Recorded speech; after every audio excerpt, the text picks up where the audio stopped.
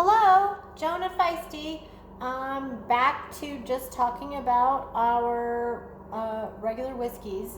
So I am still on our flagships. So I already talked about the Wild Thing. Now the Wild Thing just by itself is a flagship. Both the bourbons are the flagships, the Better Days and the Blue Corn. And now I'm going to talk about our rye. So our Rockit Rye is this one here. We've won lots of medals off of this particular rye, and I'm going to talk about the flavor profile. So again, as you roll it around the glass and see how well it sticks onto the sides of the glass, this has a very nice viscosity, right? It is holding on and covering and layering that glass, which means it's going to hold on and stick to your palate. Now, again, darker color, which denotes the new barrel that ryes are supposed to be aged in here in America. And as you do your nosing, it has such a bold rye character. It smells like rye toast, like you put some rye bread and you toasted it, but then you get this beautiful brown sugar butter note. Now, what we did with this rye is our original rye was 100% single grain Canadian rye. Now, the reason being was Canadian rye is very, very consistent in its flavor profile. So we did not matter when we got a shipment of rye, we knew that the flavor profile would basically stay the same. Now, Canada has much colder growing seasons, and so it has much more of a sweeter character in the flavor profile. So the colder rye is grown, the sweeter it is. It holds on to much more sugar. Now, Canadian rye tends to have that rye-bold character where, yes, it has that spicier, peppery note, but because it's grown colder, it has a very sweet note as well. Now, Canadian rye also tends to have a very beautiful floral note on the nose. So you get like a beautiful like white flower. I was picking up white lilies. And you would pick that up above the rim of the glass. Now, you will not get this with our newest batch of rye, simply because we have been adding an Alamosa rye to the Canadian rye. So we will distill the ryes separately and age them separately. And then we go through in our tasting, and we will choose barrels that have the profile we're looking for. And now recently we've been adding this Colorado rye into our Canadian rye, and it's been adding a very, very beautiful complexity that is vastly different than anything you can get out on the market. So we have the base Canadian rye. And then the Alamosa rye, because the terroir, the soil, the climate is very, very different than the terroir up in Canada, it has a very different flavor profile. So because Alamosa is more deserty conditions where it can get super, super hot and then it can get super, super cold, like within a daily basis, it comes through very, I like to say, a little bit funky. So it's got this little funky note, funky. And in that, it comes across more buttery. It has more buttery flavor in its profile.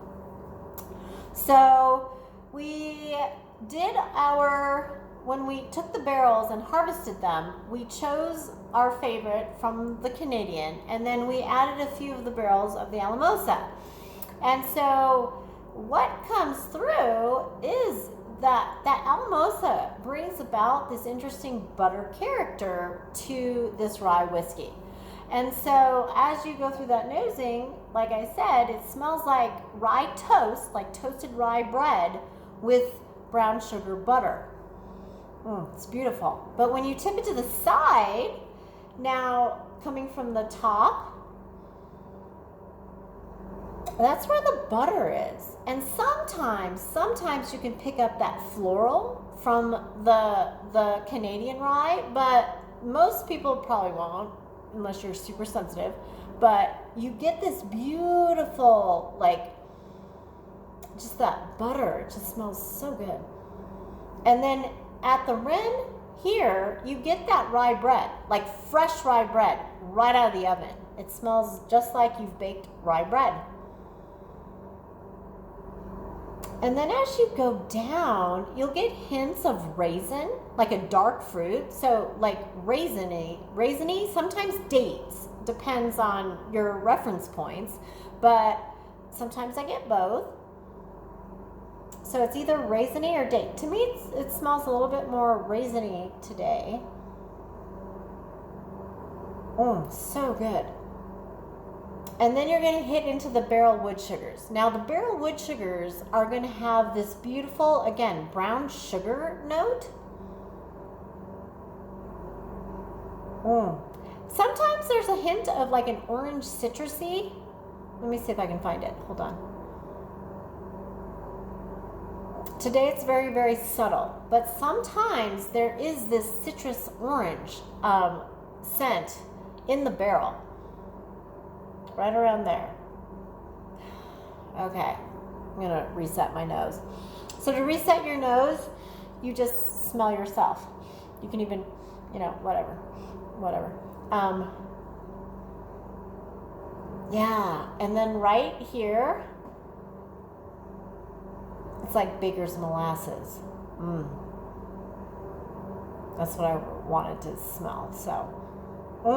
Okay, so that's the nosing of our particular rye. Now, flavor profile.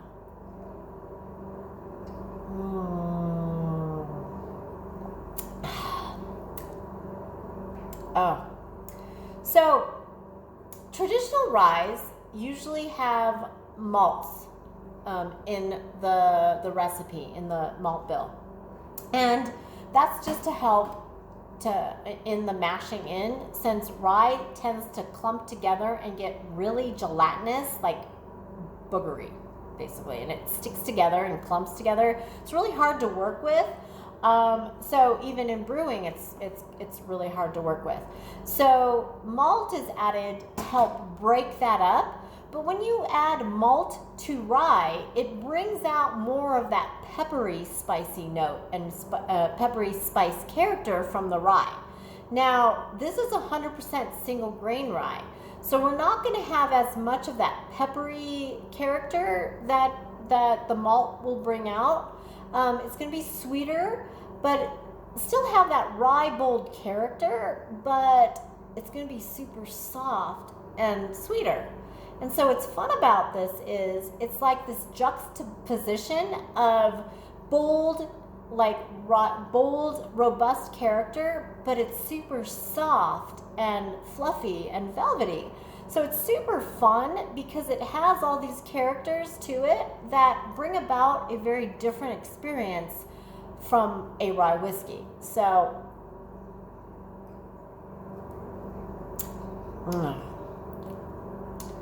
yeah, it is. You get the rye bold character, but it's soft and it's super sweet. So much brown sugar. Datey, raisin.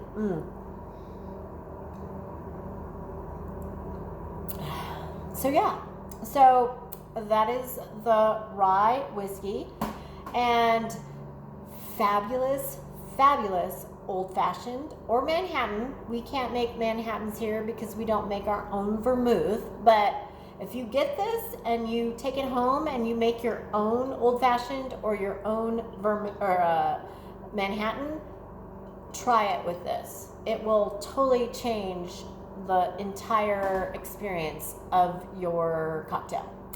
Okay, well, thanks again for listening. And again, if you have any questions, just put them in the comments. All right. enjoy your quarantine and hope to see you soon, someday here in person.